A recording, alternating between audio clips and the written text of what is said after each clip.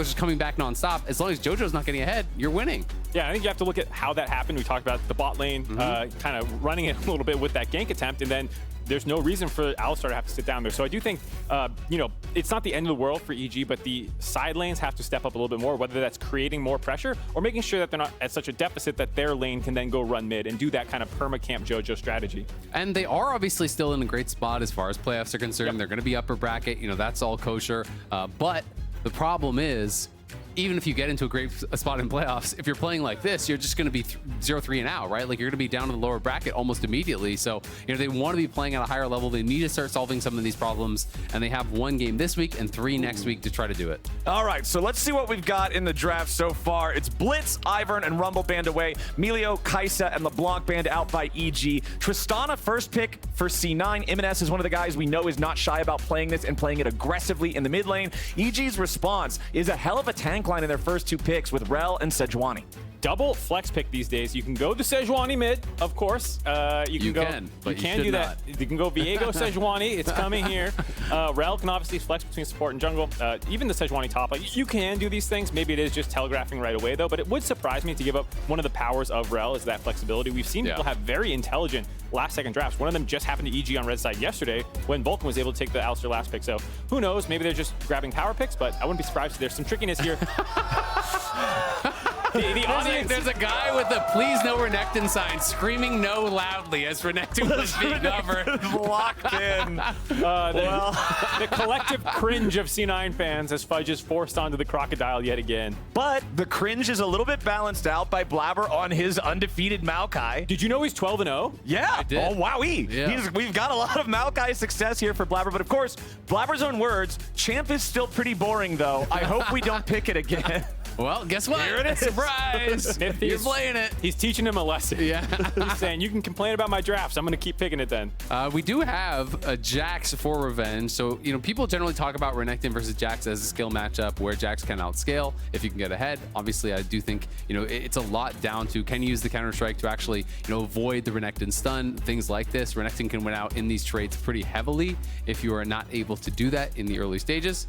Heimer as a ban is such a Zven-specific thing because he is playing some of these aggressive champions down in bot lane still. And the Sylas ban also pretty specific. It's saying, hey, we want to play Alistar. If you don't ban it, we're going to use it as a counter to the Rell, but we don't want to give you the option to have Sylas and steal away the ulti. So that's going to target that situation as EG will use their final ban on Xayah. It would be the grossest Sylas angle of all time because one, assuming that's a Tristana mid, Sylas into Trist is actually a good matchup for the Sylas. Then you also have the Maokai, which is a notorious ultimate to steal for him, and then like you said, the supports that you might want to be pairing here. So no surprise to see that one banned away. Jojo does have a great Sylas. We are looking at bot lanes here most likely. It feels like top side of the map has largely been determined for both teams. All right, who's it going to be for EG here? Got to still see an AD carry and a mystery role. I think it's going to be AD mid, right? They're going to 5th pick mid, potentially here. But we'll see exactly where they do want to go. Sejuani was an old pairing. I'm not going to talk too much about these things that are getting hovered. You know, I was going to say Sejuani Rell, but then I'm like, he's just clicking through champions. Right, yeah. We're just going to wait and see what it is. And the Aphelios is locked in for Unforgiven. One of his best champions. Hopefully he can bounce back this game. I feel like he was getting a lot of hype. People were starting to be excited about Unforgiven as one of the best bot laners in the league. And him and Eyla have taken a back step, it feels like a little bit, especially during the laning phase. His farming has always been good. His team fighting was great. But people have been targeting them a little bit more often here. Oh, Kog. Is Emilio's banned? You could still go Kog Lulu. The classic Juggermaw. Kog Braum is also really good with double marksman. So you have double marksman, you apply the passive, you can proc that Braum passive almost instantly. I hate this comp. And you do have a lot of ability to actually block out some of the spells that are coming through from Unforgiven. There's a bit of personal PTSD with the Braum Maokai combo from season 4 when we missed Worlds against LMQ and they just kept picking that. Maybe you should have banned it. Yeah, we should have. Were you the coach, Mark? Not on stage. No? Well, no on stage. Oh, you were the backup coach. As we said, and are you smarter than this week? I can tell you right now, when you're looking to hard engage with like Rell and then having Jax go in there, this situation for a melee champion is a nightmare with Braum slowing you down, the zone control from the Glacial Fissure as well. Blaber's just going to sit there, start off with R, and use Twisted Advance on anybody that tries to dive onto the Kog'Maw. Berserker is feeling comfortable in the VIP section with these big dudes just throwing everybody else out of the club. I mean, they have a lot of really good disengage engage, both from the Maokai and the Braum, but also Buster Shot, the self-peel there from the Tristana. You're going to be fighting through Fudge, which can make things very difficult. So we'll see if EG are going to be able to execute on this. I do think their draft is harder to play for sure. And they have not been having good early games, so really want to know how they're going to play around the early game. Is Jojo with this counter pick in mid going to be able to create? Will say though, Jax can be really disruptive against these double marksman comps. You're blocking so many autos with the counter strike. If you can get towards the later stages of the game, you can go things like a Frozen Heart, jump in the back line, have your counter strike up, have that high CDR, trying to get multiple rotations of that out to make things difficult for Berserker and MNS, and creating space for Unforgiven and Jojo to potentially get something done. But yeah, I do think the execution barrier is fairly high on their comp, whereas C9 really just have to peel for their carries and try to play front to back. It's pretty straightforward, I think. And remember, one of the things that we saw in the pregame segment there from all you guys over in the lounge, I think it was Jat's segment specifically that was about it. The last time these two teams went head-to-head, before 3 minutes, it was Evil Genius's bottom lane just completely being forced out of the game because of the way things went down there. I don't expect it to be the same story just because the champions don't have the same early pressure as they did in that one. But you know that for EG, they really want that bottom lane specifically to have a better performance than last time. Yeah, definitely want to see more out of them. Like you said, not the most aggressive early game here out of C9. It's a lot of protecting people. Maybe Fudge will get a gank or two as like the only one with really good setup, or if he's on Renekton. They don't do that. I heard him say he thinks they should do it quite a bit on the lounge. And I feel like after that day where he was complaining on the lounge that they didn't gank for him, I feel like it was the next day or the day after that where they went top a lot, and they were giving him a game. They're like, okay, quiet down up there. It was definitely a little bit of help, a little bit of seriousness to this. He was a little tilted, I think, after that segment ended. We'll see if they want to play around him a little bit today. He is playing top lane. It's an exercise in suffering. You have abandoned it. You used to be a top laner, now Phil. I mean, I'm definitely Phil, but the problem with Phil is it just means you play top lane because no one wants to play that role. That's all you play, Mark. That's all you play. Unfortunately, we'll not be getting any early ganks, most likely, as Blaber has started on the top side, going to be clearing bot to top. They have the shove in the bot side as well, so you can find gank setups for the Braum lanes if you can ever hop to a minion to another melee champion, if Rell's contesting the wave or something. You can get these kinds of things, but it's not the easiest, and it's more likely that you are clearing down to cover for them to keep farming up. EMENES with control over mid, as you would expect from Tristana. The extra power of the push on the explosive charge makes it so easy to just have these waves shoving into your opponent all the time, as Revenge is getting the better of Fudge nice and early here on the Jax versus Renekton matchup. Unfortunately, it's Renekton again for Fudge, like we already talked about. We know his feelings on this champion, but it's very powerful. It's not quite the same as it used to be with the, he falls off early, or he falls off late, so you better win early. So I'm still expecting him to have plenty of presence throughout this game, as Jojo will just continue taking the poke. You can't stand too close to the minions. Tristana can play so aggressively, but at least he's back under the turret, so he won't be getting jumped on there with a rocket jump. Yeah, absolutely. It can be difficult, to play in these matchups, especially in the early levels. It is not like Hail of Blades, at the very least, from MNS, so he is going more towards the later stages with that lethal tempo, not setting up that rune setup just purely for that 1v1. And this is where Jojo can get some advantages. Oh, that was a misclick. That wasn't actually an interrupted rocket jump. Yeah, he just rocket jumped in place. Himself. You guys are wrong. That was a damage W. He jumped on Jojo to mess him up. And then Jojo eat him away anyway, so it's calculated. Yeah. All right, it all worked. Blaber's going to walk through bottom side here, but he does not actually step over the vision. He's not looking to get involved in the bottom lane. He's just taking the crab, and they don't have any vision of it. So Blaber's still at least off the radar as far as EG is concerned, but you'll see Armao doing the same thing up on the other end of the map. Blaber currently at +1 camps, but it's just because the Scuttle Crab is already completed, so now those are back to dead even between our junglers, and honestly, very even across all the lane states everywhere here in the first 4 minutes. Yeah, I think we talked about both teams kind of playing defense if you're trying to protect your Jax to Armao's going through the tower. Whoa. That's a little wild. Okay. I mean, I think he's probably going back to base soon anyway. Yeah. He hasn't bought yet, so he's just like, I'm going to just do a little bit of drive-by here, walk through, use the Permafrost passive that you have to actually not take that much damage from the initial tower shots, and then if Fudge isn't paying enough attention, could potentially go down. But Fudge did have a ward in that Tri-Brush back by his tower, so he had a defensive ward there. Able to spot that one out. So nothing coming from it. I was going to say, this is a very big game for both these teams because with the Golden Guardians loss that just happened in the previous game, first place is up for grabs. If C9 can win this one, they'll move into sole possession heading into the last week of the regular season. For EG, if they lose it, then there starts to be this stratification where they're at 6 losses. GG's at 5, and C9 is in first place with only 4 losses in the split so far.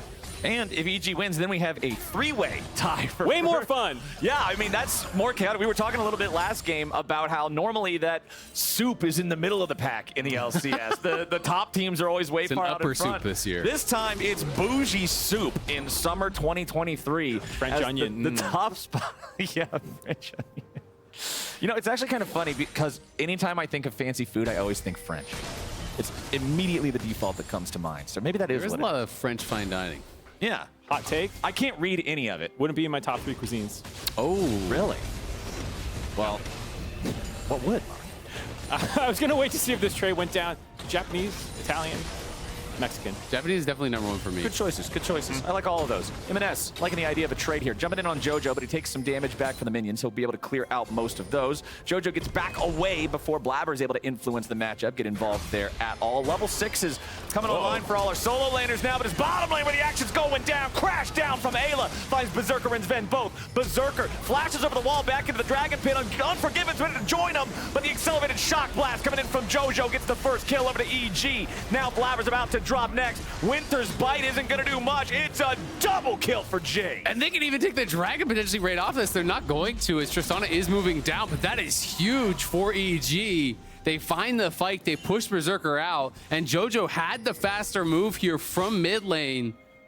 Really good start to the game for EG. This is exactly what I was hoping to see. Don't back off the level of aggression, just be a little bit more intelligent with how they do it. And this initial setup out of Eyla was just so smart. Not initially comboing onto the closest member, what you'll see hopefully in the replays. He actually makes sure that his crash down is going to hit both of them. So he sort of flashes past Zven onto there, and then when Zven jumps back to protect Berserker, the crash down is actually going to hit both of them. Then when he jumps into the pit, it's like, all right, no way out here. Easy flash follow. And then because Blaber's on saving private Berserker mode there, they have to have him in the pit, and Jojo, like you said, first move. Yeah, and I just don't think they kind of expected Jojo to get there that fast. He had a really nice shock blast, just like barely didn't touch the dragon, and actually was able to get that kill coming through. If that had not connected, maybe Berserker has enough life to actually kill off Unforgiven, and then the fight potentially looks a little bit different. But at the end of the day, a great roam there for Jojo. And he was actually up 10 CS before the roam, so despite that roam, it's now just basically even farm in mid lane. He hasn't even fallen behind in that regard, and he gets a plate off his opponent. So Jojo in a great spot here. And Jojo's roam plus Ayla's engage. That's the story of that fight right there. I said I wanted to see the bottom lane from EG in particular step up in this rematch against Cloud9 where they were just not able to play it at all the first time around. And that is a fantastic start for these guys. I think throughout all of summer 2023, really, we've been seeing more and more importance placed on Rell because the engages you can find with this champion are just S tier in the current state of the game. I mean, Q Flash is just so powerful, right? Like you Q Flash, you hit the Shattering Strike. You know, this is something that didn't used to be there on the old Rell, and that generally guarantees the crash down, right? That is what is so strong about it, is that there's no ability to really react to this flash combo because it comes out so fast. Ooh, Jojo putting a lot of damage into EMENES. Yes, that explosive charge is going to explode and take off a little bit back, but that trade heavily favors the EG mid laner. And with control over mid, they're looking up towards this Herald, but the problem is Fudge has control over the top side, so it's not as free as they'd like. Jojo getting those 2 kills does throw a sizable wrench in the game plan for C9 a little bit. You're going to be down mid pressure. Tristana does function in a lot of ways because you get the free shove and you get free turret plays and usually just end up ahead of the pace of the game. Not the case here, and that also means it's harder to start off neutral objectives for Blaber and Maokai because you don't have this mid pressure that you thought you might have had. Yeah, absolutely. I mean, the question is just going to be, can Jojo find a lot of value in those mid-game team fights? And this is how you want to do these trades, right? You jump in, and that's why a lot of people like Phase Rush in this matchup for Jayce. You jump forward. When he puts the explosive shot in you, you're on hammer form, and you just knock him back and run away with your Phase Rush, and he can't actually get the subsequent autos out. So, you know, just putting up the E itself does almost nothing. You need to get those 3-4 autos after. There's also some really interesting interactions with Jayce hammer form E. If you walk behind with your phase rush behind the Trist, when she starts buffering her W and you E then, it takes the angle of cast time, not of when the actual damage would come through. So her jump can be partway done, and it'll still count as you hitting her from behind, and you'll hit her back up the lane towards yourself to keep hitting her in melee form. C9 now taking the opportunity to go for this Rift Herald. They've brought up both of their bottom laners. Now they see there's no contest from EG, so Berserker's going to get himself back to bot ASAP because Unforgiven is looking for some turret plates right now, but you can see the rotation from EMENES to go down there and answer it, try to clear out that wave as quickly as he can. Blaber moving up towards the top lane here. Diving on the Jax can always be a little bit challenging because of the counter-strike potential. Fudge with a lot of burst very quickly. The follow-up from Blaber, and it's Zven who gets it! Supportal combat there, comes up to the top lane, snipes him down with the Q. I honestly don't blame him because Fudge is backing out, and you don't want, Blaber to be stuck in the situation where maybe he can't kill him fast enough, but it definitely looks very funny. It's definitely one of the times EG keyboard warriors will be typing why take in chat. You saw Jojo do that yesterday when another support, I believe it was Vulcan, took the kill against him. Definitely going to be some chat I would bet from that one, but a nice play ultimately by C9 to set this Jax down a little bit, find a play on the map. And cut the gold lead quite substantially, actually, for the EG side. And it's kind of just that mind game. I don't know if Revenge didn't have his counter-strike at the start or if it was just not expecting, first ability. Because a lot of times Renektons will walk up and hit you with one spell first, and they'll try to get you to waste your E, and then they'll stun you after it. In this case, Fudge just went straight up on him, stunned him up immediately, and they're able to get most of his health gone right with that. So first drag in the game will go towards EG. It's almost 11 minutes in, though, so it's going to be a slow stack towards Soul. But I do think, having that in your back pocket is still pretty valuable. I mean, it's what happened last game, right? It was a very slow first Drake, but then because they stayed on it the entire time, Energy was actually able to still find a win condition through it anyway. Also, very interesting how quickly they used that Herald after getting it. I feel like you almost never see, on first Herald especially, pick it up and within 20 seconds the thing is just dropped. Yeah. But C9 immediately after getting that kill on Revenge also wanted to snowball that gold a little bit closer, catch back up with EG, they get it, and of course, hitting that gold threshold got the first item completed for both the Renekton and the Maokai. These are the only two champions on the Rift right now with a fully completed big value item. Kraken Slayer now for EMENES, going to change that. Knight's value is done for Braum, but that's one of those, like, I don't know, bargain bin items. That's why he took the kill. Yeah. Needed his own item completion. He knew that their gold values, they already had their mythics done. So he was just like, comes up the top lane, he sees the kill in his eyes, just screaming, Knight's foul! You pull up the shop real quick, see you're about 300 off, like, well. You have to oversell your teammates whenever you do this too. No, Knight's Vow is insane. Like, the game's over once I get Knight's Vow. Let me get this. Well, Cloud9 are back to about plus 400 gold after being down by around 1,000 after the bad fight they had in the Drake pit earlier on in the game. EMENES trading with Revenge now here in the mid lane as the solo laners for EG have swapped around. Dustblade of Drakthar completed first item for Jojo. We know that this item can be an absolute menace in the fight, especially for a champion like Jayce, that if he goes in with hammer form to secure a kill, he now has an exit path. Especially with Phase Rush, right? You can just be running out untargetable. Yeah, gives you a bit of an assassin game plan, a little bit. I will say EG's lane assignments have been a little whack since that initial play on the top side. Jojo got caught up there. They kind of went to this 1-3-1. Now they're trying to brute force back into their lanes, protecting Jojo into mid lane, and the Jax is going to have to lane against the Renekton, but he got stuck in the bot side for a little bit, so this pressure depth has actually accelerated this goal lead even further for Cloud9. Ooh, that first turret about to drop too. Not quite gonna get there. Still 1 minute left to get maximum plate value on the thing. But even if Fudge can't knock it down in the next minute and 5 seconds, 4 out of 5 plates feels really nice. You can see C9 have claimed a single plate in the other 2 lanes, while Evil Geniuses haven't got any in the top side. They're tied with the 1 plate in mid lane and then 2 in bottom. So the top lane play that we saw earlier, as well as Fudge's just general lane control. Could be a dive. Been good for C9 so far. Now they're going to focus over on the mid instead. It's Blaber going in with a flash, twisted advance. EMENES wants to follow it up here with an image, and they've got enough. Explosive charge into the Buster shot. Goodbye, Jayce. But EG's coming in to try to get something back. Revenge and Fudge also willing to come join the fight as Armao lands the Glacial Prison onto Zven. Oh man, we got another re-engage coming in from Licorice. Revenge back over the wall, trying to find EMENES as Zven has to flash back over. Oh my goodness, I'm still having flashbacks to the last game calling him Licorice. I messed that one up, but that's okay. We all got a little flub here and there as Armao trying to steal away the blue buff now in the back into the fight as C9 will not allow that to happen. They'll maintain control over their topside jungle. Nice collapse there by Revenge, getting over the wall, picking up that kill, evening out the matchup a little bit against Fudge, who, like you said, had grabbed so many turret plates, was able to find so much gold in his back pocket, making sure that he's going to stay relevant in this game. Did cost Jojo his life, a sick fadeaway by EMENES, but it was a long chase down by the side of EG. I feel like Jojo probably could have just walked it out, like he could have gotten out, but he turned around to try to get that shot blast down, and then Blaber found his opportunity to flash in with Twisted Advance, but Jojo was playing pretty far back. He wasn't anticipating it, so I didn't think he had the read that they were going to fully commit to it, right? I think in his mind, okay, I'm standing far enough back. Now I just get some chip on EMENES. I back it out. It's totally fine, but they hard commit to it. This has been the strategy for a lot of teams. Put the pressure on Jojo, make sure that he is not able to play his style of game.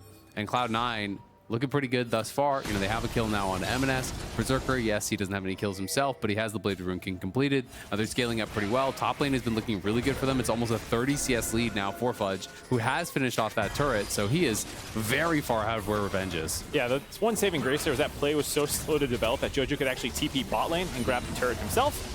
Oh, Armao with the engage onto Blaber, who immediately tries to counter with the ulti. He escapes for now, but the follow-up from EG will get him. It's a 4-man play collapsing under that jungler of C9, and it means EG gets kill number 4 of the game. And now it's only 25 seconds or so until the dragon is about to spawn, so we'll see if they can actually establish some vision control, if they can actually turn that into anything more.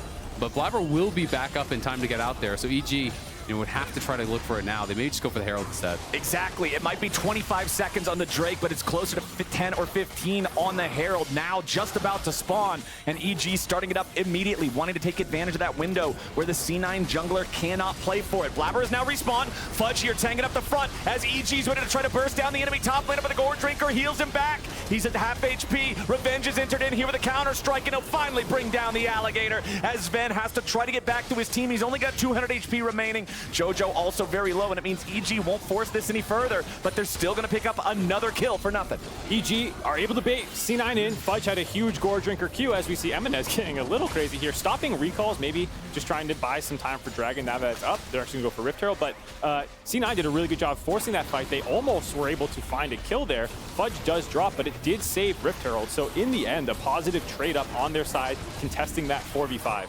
I will say, a lot of summoners spent on both sides, so we'll have to see who can capitalize on that best, because every flash is down right now, right? On both teams. It was a very, very active fight. It was just that one kill. Revenge DPs in, finishes off Fudge. Who can listen to deep comms in this one? I'm here. One flash. Go front. Braum. I can't Jayce. Braum. You can't ult this guy. No flash on him. Okay. Kill the red. Or go dragon. Base and go dragon, no? I think we just base here and we take whatever they I go top and then... Guys, relax.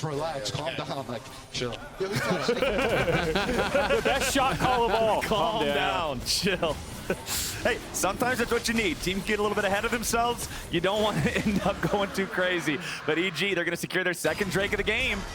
And when you've been taking some losses, it can start to get a little bit frantic, right? You can start to be feeling the pressure a bit more. So, Jojo has been trying to pick up that mantle of shot caller. 4 out of the 5 members changed out with the team, and he's been trying to pick up some of those responsibilities, be a bit more of a leader for the squad, not just focusing on his own individual play. And while this game, who knows where it's going to go from here, I will say a much better showing out of EG thus far than the previous 2 games where they got absolutely blown out. This is a close game. They lost one of their games in 19 minutes. We're almost at 19 minutes. Exactly. So this is a huge improvement out of them, as well as the fact that it's against Cloud9, who many people consider arguably the best team in the league, back-to-back champions. So the fact that they are hanging with them here, it's a close game, and it will probably come down to some late game execution, because right now each team does kind of have their advantages. Jojo is very, very strong, very accelerated in his build, and he is kind of the playmaker for EG. And the fact that Revenge was actually able to pick up 2 kills in these fights meant that he has actually caught up with where Fudge is as far as the gold goes. He's only 200, 300 behind now. He was very far behind because he was earlier in the game, down 30 CS or so, nearly almost 40 CS, I think, at one point. Plus the tower had gone the way of Fudge, with the Rift Herald and then the isolated gold that he got. So Revenge is going to be much more relevant in these team fights, and I'm curious to see if he is just going to do the same build as Licorice, go straight in towards that Sterix. I do think there's tremendous value to be had from a Frozen Heart this game for Jax, so even if he's not going at second, I would really like to see him grab at third. And it's because you're against the double marksman, and it's also a massive advantage just for Jax by nature with Counter-Strike. There's so much DPS avoidance every time that is up. I expect we'll probably see a situation similar to what we saw last game, and you brought it up then, Isaac. If you go for a stopwatch in the mid game before you have the insane cooldowns, you can just be counter-striking for pretty much the entire duration of a fight. But C9 are going to go ahead, put some extra bodies down here in the bot lane, use EMENES to teleport in and claim that tier 1 turret. They got a 2-to-1 lead in turrets now and a plus 1.5 thousand gold lead. They don't want to shove this any further. They'll allow those minions to crash, plant some vision in the enemy jungle, and just make their way back out. Cute little play by C9 there, trying to overload that side, maybe find a pick onto Jojo. Baron is spawning in 40 seconds, but Fudge will be the one on the far side of the map, most likely. and Revenge hadn't pushed up quite yet, but he will equalize these turrets now, and there will be a TP advantage, for the side of Evil Geniuses. Now, Fudge is going to have his TP back. Obviously, they'll have the additional TP with Jojo over EMENES, but Fudge decides not to actually commit his teleport, knowing that they committed one down towards bot side, and that they're likely going to need someone to answer top to be able to go down towards that dragon. So, despite the fact that EMENES doesn't have his TP, he'll play through mid or bot. We'll have Fudge assigned to top, and then Fudge will be that guy who can TP down for the dragon if he is needed. So, I think it's pretty intelligent lane assignments here, and it's good that Fudge didn't greed to teleport and defend that tower, because then it would mean they're going to lose the dragon. And losing that third dragon actually means a lot more right now than losing your tier 1 top, when that would be the third straight one for EG. Yeah, we were talking about scaling advantage. Maybe C9's favored with the way the team comps are going to play, but if you can keep stacking these dragons for EG, especially if you're there early and it's C9 who have to walk into you, you're able to land some poke, maybe you can just win the game late through dragon stacking. Yeah, absolutely. I mean, I think EG has pretty darn good scaling themselves. I just think it's more difficult the way they have to play out the fights, right? I don't think it's as kind of straightforward as what their opponents are going to be able to try to do. Cloud9 though, dropping Herald mid, and going to be able to just escort that in towards the tier 1. EG now, they took first move towards the river, but now they have to make a choice. Are we willing to give up these mid towers? And the answer is no. They fire off Sejuani ulti into Fudge, but they cannot get the follow-up damage to do anything meaningful with it. The Maokai ult's very effective at zoning EG away, as they might have wanted to make a different decision if not for the presence of that. The Drake not for another 75 seconds, as Jojo interrupts Fudge's recall. You could see earlier where he was trying to fish for these accelerated shock blasts onto Berserker. You really want to find one of these valuable targets in the marksman, but C9's been doing a good job of avoiding that scenario. Yeah, maybe a bit of over-prioritization of vision there from EG on the bot side, with Dragon over a minute away. Gave them the inside track for what was not the best rift hero that you're dropping it in your side of the map in your jungle, but C9 were able to escort that one in. They break mid turret now, so it'll be an easier path to that dragon when they need to contest it, as well as just some more gold in their pockets, up to 1.5k gold lead. So, big deal there. Ginsu's Rage Blade completed for Berserker, as Evil Geniuses are gonna try a Baron attempt here. They want the TP from Fudge. At the very least, they want the TP from him. C9 doesn't want to overcommit to stopping it. They just want to get EG off of the objective for now. Armao's still in the pit. He's taking a lot of damage from the Baron, down to about half HP here on the Sejuani now. Blaber and Berserker staying together. You always want to have at least one bodyguard here for the Kog'Maw to make sure that EG can't make a snap play, try to engage on him. Fudge is still far away. He has his Unleashed TP, but he's walked all the way up here now to rejoin the rest of the team. Wave about to crash into the bot lane tier 2, but not quite making it all the way to the turret. And okay, no Baron attempt going to come out. I like the fact that EG tested him, though. Yeah, I like that they tested him. They are going back up towards this top side, though, to try to make them a little bit nervous. But honestly, as soon as Unforgiven stepped out of the pit, Cloud9 didn't have to worry, and they played it very calmly. They know if the Aphelios isn't in the pit, that Baron is not dying, right? So they don't have to overcommit to it. They play it very safe. EMENES is just going to take the dragon for free on bot side, and we'll see, are EG willing to hard commit to this? Because they see it's only 4 there for Cloud9. They know that EMENES is down at the Drake, and EMENES does not have a TP. The Baron down to 4,000 HP. The Dragon's gone over. They know that EMENES is still on the other side of the map. EG wants to commit for the Drake, but it goes. Oh! Blaber steals it! EG's gambit fails, and C9 gets away with a steal. And now they can potentially slow down some of these bases. EMENES is going to get tier 2 tower as well. He didn't even move over to the Baron. They just accepted. It's going to be a flip for the Baron itself. EMENES takes the Dragon. He's going to be able to push up this wave, take the tier 2, and just like that, Cloud9 opening up a 4,000 gold advantage. C9 making out like bandits, stopping that initial Baron contest, stealing the Dragon away with just the one-man leak out, and then here, you can see Armao throw his ultimate, try and tag Blaber, and then burst the Dragon down. The fact that they didn't get it, Revenge is a little late going over the wall to stop him and stun him over the side. Blaber flashes over right as Revenge is mid-air, able to get that smite steal, give his body up for the team. Yeah, it's these little mistakes here on the turn. They needed to deny Blaber's entrance to the pit, but because they didn't actually stack, both Armao and Revenge got tagged by the Maokai ult. That's why they're so late going out. If Revenge is over the wall early, Armao blocks that ulti, he can go over the wall onto his ward, get the initial stun, then you can guarantee chain that into the Sejuani ult, and likely you can keep him out and actually finish it. But it's these little minute things that are making a huge difference in this play. Yeah, even if the Armao ult lands, then he's stunned up long enough to buy Revenge's route time to time out, but end of the day, doesn't end up going their way. The other big problem with this is not just, okay, we fell behind, Baron deficit, whatever, some gold that they're going to get, the game's not going to end off it, but it stopped the Dragon stacking for EG. So the wheels really came off that kind of macro plan that they had. It's going to be very difficult to recover from here. Whenever I'm watching a game of League of Legends, I always try to isolate the moment that really broke the game or changed the way that it was being played out. And sometimes it's a kill, sometimes it's a team fight, sometimes it's a smite steal, and that one is going to have lasting repercussions as C9 is grouped up topside, looking for the tier 2 turret. EG, they delay it, but that's about all they're going to get. Armao soaked a lot of damage there, but the usage once more of that Maokai ultimate, making it so it's hard for EG to try to move up into these zones and contest these objectives C9 wants to go for. Armao leading the charge. Zven and Blaber are not good targets. Berserker's back over the wall in the Krug pit.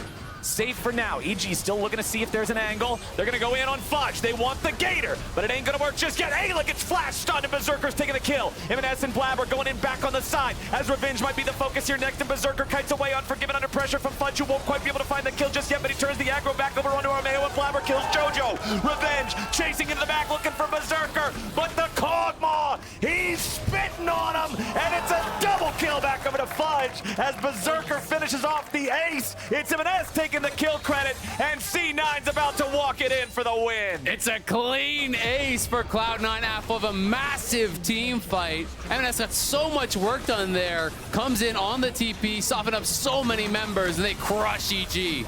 Eyla just... There's not much else you can do. You're the only guy alive. Not a KDA player. He hit crash down on 5 dudes and then dropped dead. Where's the follow-up? C9, I said that Baron steal was going to have lasting repercussions. They made a liar out of me. The end of the game 2 minutes later. C9 pick up their 11th win of the season, moving into sole possession of first place now. And you talked about it, those defining moments in a game, you know, it was that smite steal, not being able to keep Blaber out of the pit. The game really fell apart so quickly for EG off of that.